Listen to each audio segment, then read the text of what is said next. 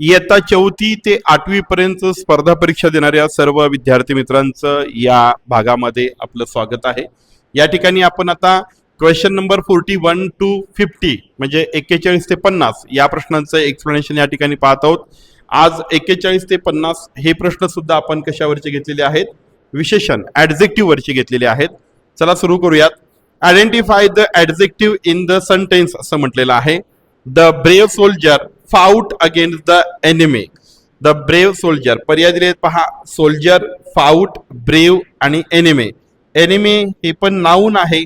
Okay, fought हे जे आहे ते वर्ब आहे, ब्रेव जे आहे ते आहे ऍडजेक्टिव्ह आणि परत सोल्जर जे आहे ते नाऊन आहे म्हणजे नाम. नाम, क्रियापद, विशेषण आणि परत नाम ह्याचा अर्थ होतो शत्रू. ओके, आता लक्षात घ्या, हे ऍडजेक्टिव्ह या वाक्यामध्ये तुम्ही पाहिलात तर सोल्जर या ठिकाणी नाऊन आहे. मग ब्रेव सोल्जर म्हणजे सोल्जर कसा आहे, सैनिक कसा आहे याबद्दलची अधिक माहिती जो शब्द सांगतोय तो कोणता सांगतोय, ब्रेव सांगतोय. म्हणून 41 क्वेश्चन नंबर जे आहे त्याचं आन्सर असेल option number C. Okay, next question कडे जाऊयात.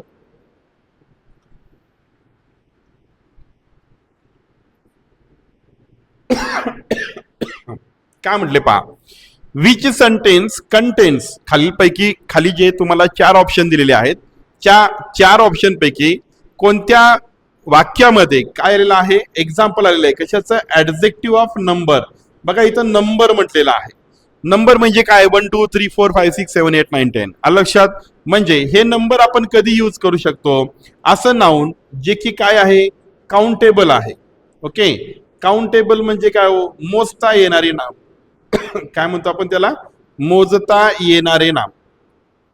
ओके, म्हणजे नामाला आपण काउंटेबल नाऊन आणि अनकाउंटेबल नाऊन असं क्लासिफिकेशन करतो.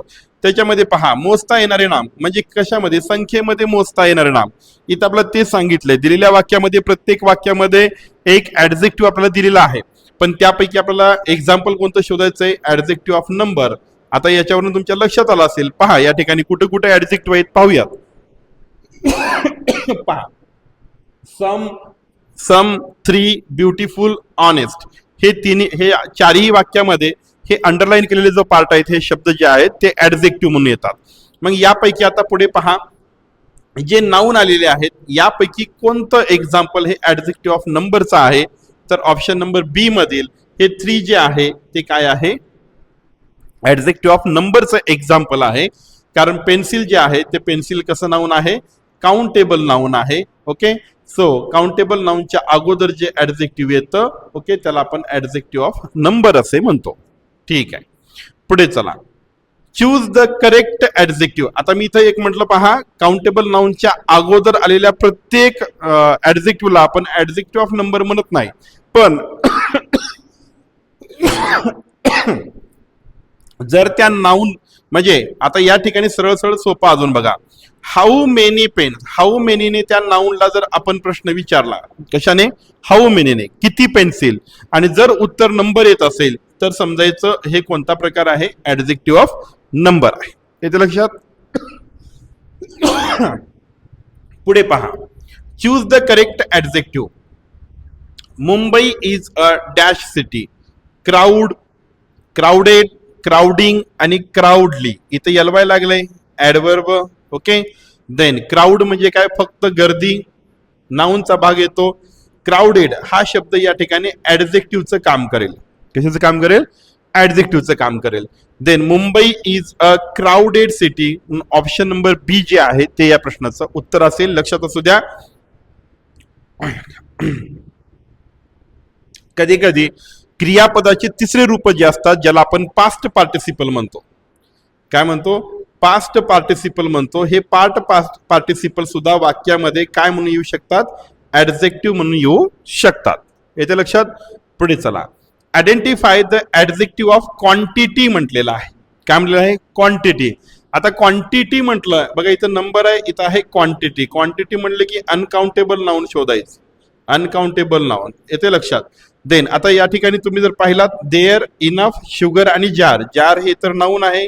ओके, शुगर म्हणजे साखर हे पण नाऊन आहे. इनफ म्हणजे ज्याला आपण पुरेसे म्हणतो. ओके, देअर म्हणजे तेथे, या ठिकाणी आपलं लक्षात येते इनफ जे आहे ते काय आहे, ऍडजेक्टिव्ह आहे. मग हे ऍडजेक्टिव्ह ऑफ क्वांटिटी आहे का? हो आहे. शुगर जी आहे ती नंबर मध्ये आपण काउंट करत नाही, आलं लक्षात. म्हणून जे नंबर मध्ये काउंट करता येत नाही त्याला आपण काय म्हणतो? ऍडजेक्टिव्ह ऑफ क्वांटिटी म्हणतो. So enough is the example of adjective of quantity. येते लक्षामध्ये. पुढे जाऊयात. चूज द करेक्ट वर्ड म्हटलंय. The giraffe has a dash neck. लक्षात घ्या. आता जिराफची जी मान आहे ती कशी असते? लांब असते. शब्द कोणते आहेत पहा. लेंथ लांबी, लेंदी लांबट, लॉंग लेंथन. आलं का लक्षात? याच्यामध्ये the giraffe has a lengthy neck. Okay, हे त्याचं उत्तर बरोबर येईल. हे बाकीचे पर्याय जे आहेत ते येणार नाहीत. ओके, देन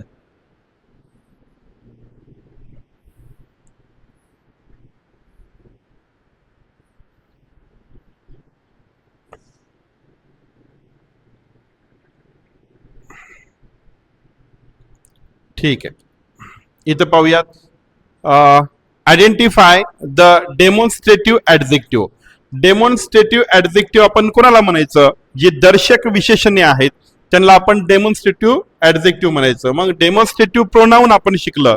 प्रोनाउन मध्ये टाइप्स ऑफ प्रोनाउन मध्ये आपण शिकतो की डेमॉन्स्ट्रेटिव्ह प्रोनाउन आहेत. तेच काय म्हणून काम करतात? डेमॉन्स्ट्रेटिव्ह ऍडजेक्टिव्ह म्हणून पण काम करतात. ते कोणते आहेत? दॅट, धीस, दोज आणि धीज ही जी आहेत ती दर्शक विशेषणे म्हणून सुद्धा काम करतात. आता इथे काय म्हणले पहा. Identify the demonstrative adjective. These books belongs to my brother. Option दिलेले आहेत. सरळ सरळ या चार पैकी एक पर्याय आपला इथं दिसतोय कोणता? दीज. ओके, म्हणून लक्षात ठेवायचं जी डेमॉन्स्ट्रेटिव्ह प्रोनाउन आहेत तीच डेमॉन्स्ट्रेटिव्ह ऍडजेक्टिव्ह म्हणून काम करतात. ही लक्षात असू द्या. त्यामुळे या ठिकाणी या वाक्यातलं जे ऍडजेक्टिव्ह आहे डेमॉन्स्ट्रेटिव्ह ऍडजेक्टिव्ह ते कोणतं आहे? दीज आहे. ओके, म्हणजे या ठिकाणी पुस्तकं दर्शविण्याचं काम हा शब्द करत आहे. क्वेश्चन नंबर 47 पाहूयात. Which word is an adjective? Danger, dangerously L Y लागल्यानंतर ते ऍडवर्ब होतं. Dangerous and endanger. यापैकी डेंजरस हा जो शब्द आहे तो काय आहे? ऍडजेक्टिव्ह आहे. याच्या लक्षात. पुढे पहा. आयडेंटिफाय. आता या ठिकाणी या सर्व शब्दांचं एक्सप्लेनेशन देता येतं पण आपण 4थी ते 8वी यांना फोकस केलेला आहे.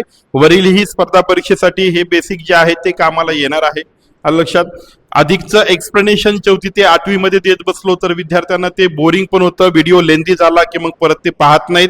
म्हणून 4थी ते 8वी पर्यंतच्या विद्यार्थ्यांची टेंडन्सी कशी असते की प्रश्न आणि लगेच मला प्रश्नाचं उत्तर कळलं पाहिजे. ओके, अधिकचं एक्सप्लेनेशन ते वरच्या वर्गांसाठी चालतं याच्यामध्ये. म्हणजे एमपीसी वरच्या लेवलवरती आपण प्रत्येक शब्दाचं म्हणजे एक्सप्लेनेशन देऊ शकतो.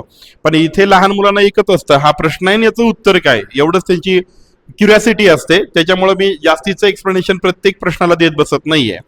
Identify the adjective in the sentence. या वाक्यामधलं आपल्याला ऍडजेक्टिव्ह ओळखायला सांगितलेलं आहे.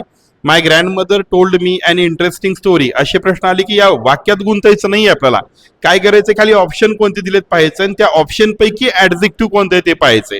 मग इथे काय दिलं बा? स्टोरी. स्टोरी ऍडजेक्टिव्ह होऊ शकतं का? नाहीये. ओके, नाऊन आहे. इंटरेस्टिंग टोल्ड अँड ग्रँडमदर हे पण नाऊन आहे. हे वर्बचं सेकंड फॉर्म आहे. उरला पर्याय कोणता? इंटरेस्टिंग. मग लक्षात घ्या जे क्रियापद असतं ते क्रियापदाचं जे प्रेझेंट पार्टिसिपल आहे चौथं रूप म्हणतो आपण प्रेझेंट पार्टिसिपल. ओके, म्हणजे पास्ट पार्टिसिपल आणि प्रेझेंट पार्टिसिपल हे सगळेच किंवा जिरंड फॉर्म म्हणतो आपण त्याला हेही ऍडजेक्टिव्हचं काम करतात. म्हणून या शब्दामध्ये इंटरेस्टिंग. स्टोरी कशी आहे? हाऊ. कशी आहे? इंटरेस्टिंग आहे. म्हणून हा जो शब्द आहे तो कशाचं काम करत आहे? ऍडजेक्टिव्हचं काम करत आहे, विशेषणाचं काम करत आहे. नेक्स्ट पहा. Which sentence contains an adjective of quantity. याच्यामध्ये म्हटलंय ऍडजेक्टिव्ह ऑफ क्वांटिटी. परत सांगितलं अनकाउंटेबल नाउन बघायचं. आता इथं बघा काय आहे? I have 5 books. बुक्स किती आहेत? हाऊ मेनीचं. How many. ओके, याचं आपल्याला उत्तर भेटतंय. म्हणजे हा झाला ऍडजेक्टिव्ह ऑफ नंबर. आपल्याला हाऊ मचचं आन्सर पाहिजे. पुढे या. She has a little patience. Okay, patience.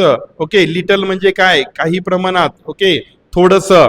त्यानंतर इथे चान्सेस आहेत आपला ऍडजेक्टिव्ह ऑफ क्वांटिटी भेटायचे. पुढच्या पर्यायाकडे दोज बॉईज आर क्लेवर. इथं नाहीये, सरळ ऍडजेक्टिव्ह आहे. He bought 2 pens. 2 बघा ऍडजेक्टिव्ह ऑफ नंबर आहे. राहिला कोणतं? काही. हे अनकाउंटेबल नाऊन आहे आणि अगोदर आले हे लिटल हे जे आहे हाऊ मच या प्रश्नाचं उत्तर इथं भेटतं. म्हणून ऑप्शन नंबर बी मध्ये आपल्याला काय भेटेल? Example of adjective of quantity भेटेल. येथे लक्षात. शेवटचा प्रश्न पाहूयात. लक्षात घ्या शेवटचा प्रश्न आहे. Question number 50, choose the correct adjective. The rabbit has a dash tail. Okay, tail म्हणजे काय? शेपटी. आता इथं जो पर्याय आहे तो आहे शॉर्ट. ओके, पुढे आहे शॉर्टली, शॉर्टन आणि शॉर्टनेस. बघा, हे TN लागलेलं आहे, LY लागले, हे तिन्ही पर्याय चुकीचे आहेत. ऑप्शन नंबर 1 SHORT हा पर्याय अगदी बरोबर आहे. तर या पद्धतीने या ठिकाणी ऍडजेक्टिव्हचे अजून 10 प्रश्न आणि त्याचं एक्सप्लेनेशन मी तुम्हाला दिलेलं आहे. आय होप तुम्हाला हे सर्व एक्सप्लेनेशन समजत असेल. अधिकचं एक्सप्लेनेशन देत नाहीये. स्कॉलरशिपच्या विद्यार्थ्यांनी सुद्धा किंवा प्रायमरी लेवलवरती जे विद्यार्थी किंवा वरच्या लेवलवरती पण जे विद्यार्थी समजा अभ्यास करत आहेत, त्यांचं इंग्रजीचं बेसिक खूप कच्चा आहे, तर त्यांनी माझी ही इंग्रजीची पूर्ण मालिका, एकही मालिका तुम्ही जो पार्ट आहे तो मिस करू नका. नक्कीच तुम्हाला हळूहळू इंग्रजी ग्रामरबद्दलचा कॉन्फिडन्स वाढत जाईल. कारण प्रश्न आणि उत्तरे या पद्धतीने आपण चालत गेलो की नियम पाठ करणे किंवा नियम लक्षात ठेवणे हे पण आपल्याला बोरिंग वाटत नाही. असे अनेक प्रश्न आपल्याला परत परत रिपीट होतात, त्यामुळे अनेक नियम परत परत रिव्हिजन होतात. हे व्हिडिओ तुम्ही पाहणं म्हणजे मी आपल्या या व्हिडिओमध्ये कधीही कुठेही भरकटत नाही. फक्त प्रश्न आणि उत्तर या संदर्भातच मी तुम्हाला बोलत असतो. म्हणजे तुमचा वेळ माझ्या व्हिडिओमध्ये वाया जाणं हे शक्य नाही. ओके, जर काही अवांतर बोलायचंच असेल आपल्याला तर सेपरेट आपण त्याच्यावरती व्हिडिओ बनवू. पण प्रश्न आणि उत्तर जे आहेत मालिकेमध्ये तुम्हाला फक्त प्रश्न आणि त्याच्या रिगार्डिंग जे काही एक्सप्लेनेशन आहे तेच ऐकायला भेटेल. म्हणून नक्कीच माझी कोणतीही मालिका तुम्ही मिस करत जाऊ नका. धन्यवाद.